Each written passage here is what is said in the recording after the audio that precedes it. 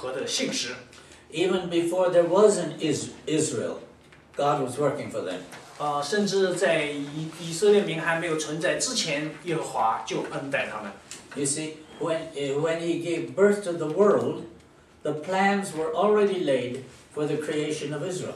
这个当神在造天地万物之前，神就这个计划要造犹太这个民族。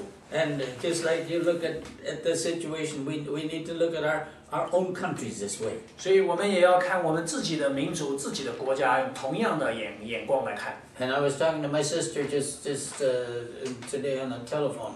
今天我跟我的这个妹妹打电话。And I mentioned to her, I said that God is gracious right now to Canada.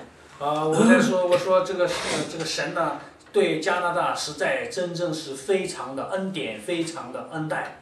Because she has allowed Harper to form a majority government. 因为现在对这个加拿大投票的结果是哈珀可以获得一个多数执政的这么一个政权。Now, according to the Bible, that was God's doings. 根据圣经的观点，这是神的工作。And when He's doing something, He always has His reasons. 因为当耶和华做什么事情的时候，他一定是有他的原因。And so that we have to look at it that way. Okay, Harper's in there because God put him in there. 所以我们总是要用圣经的眼光来看。现在既然投票的结果是哈珀做这个政府的首脑，那我们就相信这是耶和华的手把他安放在那个位置上。And he is a Christian. 我们只知道哈珀是一个基督徒。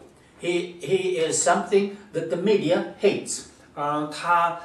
他是个基督徒的身份是加拿大的媒体所憎恨的其中一个重要的部分。And I know this because my son-in-law used to work up there in Ottawa. 我之所以知道这些，是因为我的女婿曾经在渥太华位居高位。And the newspapers and the media were always writing articles about Darrell that were not true and that were wicked.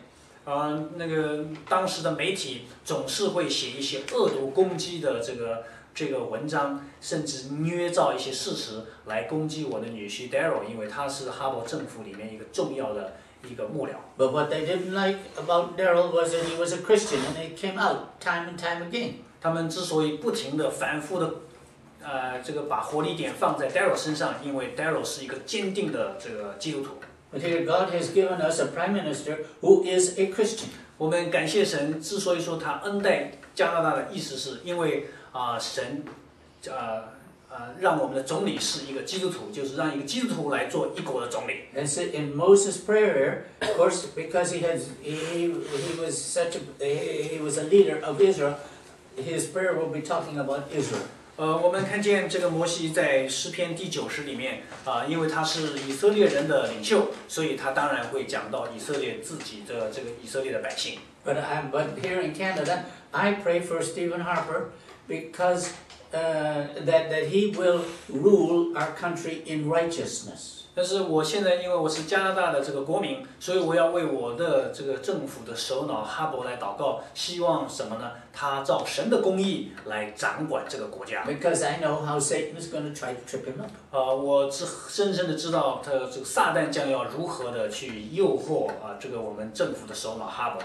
And so Israel the Lord was already, the plan for Israel was already done before the creation of the world. 所以我们要记住一件事情，在世界的根基被建立之前，在天地万物被造之前，耶和华就他的计划里面就为犹太人、为天下的万族万民都已经定下计划。See, then Moses goes back to explain man's condition, not just Israel, but man's condition. 所以摩西接着不但讲以色列的民族的事情，他也讲到全人类的这个状况。And verses 3 to 6. 从第3到第6节。Thou dost turn man back into dust, and dost say, Return, O children of men, for 1,000 years in thy sight are like yesterday when it passes, or as a watch in the night. Thou hast swept them away like a flood. They fall asleep. In the morning they are like grass, which sprouts anew. In the morning it flourishes and sprouts anew. Toward evening it fades and withers away. 在第3到6节说，你使人归于尘土，说你们世人要归回。在你看来，千年如已过的昨日，又如夜间的一更。你叫他们如水冲去，他们如睡一觉。早晨他们如生长的草，早晨发芽生长，晚上割下枯干。You see, Moses praying here, he says, man is born, but then goes back to dust. 摩西说，人生下来，然后归于尘土。One generation comes, and another goes, and another comes. 上一代去了，新的一代又生下来。You see, my generation is about gone, but Max's generation is just coming. 就像我这一代快要结束了，现在 Max 这一代又开始了。See, God keeps calling out, "Return, O children of men." 神是通过这样的一种声声息息，让我们听到耶和华的呼召说：“你们世人要归回。” And that calling is in every generation. 所以这样的呼召是一代又一代，连绵不断。And so, in creating the race of Israel, Moses saw how God was dealing with mankind. 所以从这些方面，就是摩西他这个看见耶和华是跟人是如何相处。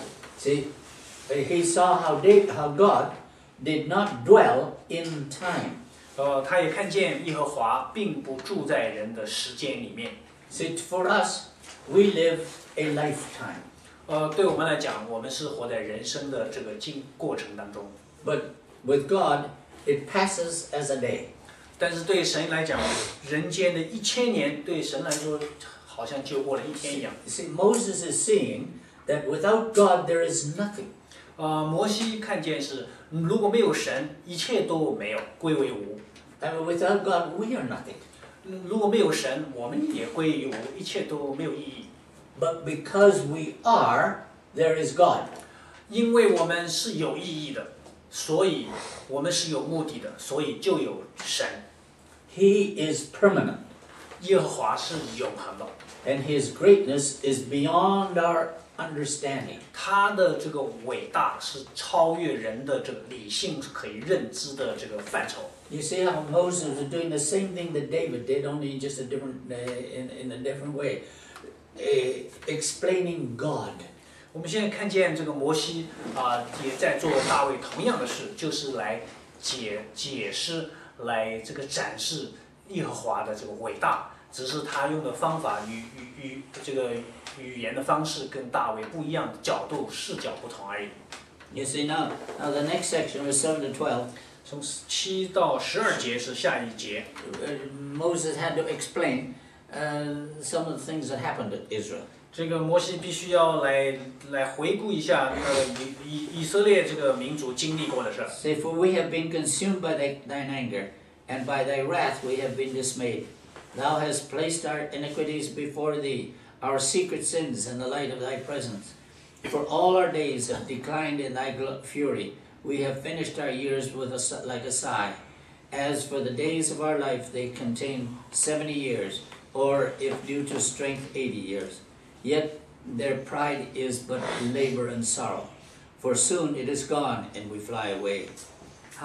Who understands the power of thine anger, and thy fury according to the fear that is due thee? So teach us to number our days, that we may present to thee a heart of wisdom. 在第7到12节说：“我们因你的怒气而消灭，你的愤怒而惊惶。你将我们的罪孽摆在你面前，将我们的隐恶摆在你面光之中。我们经过的日子都在你震怒之下，我们度尽的年岁好像一声叹息。我们一生的年月是70岁，若是强壮，可以到80岁。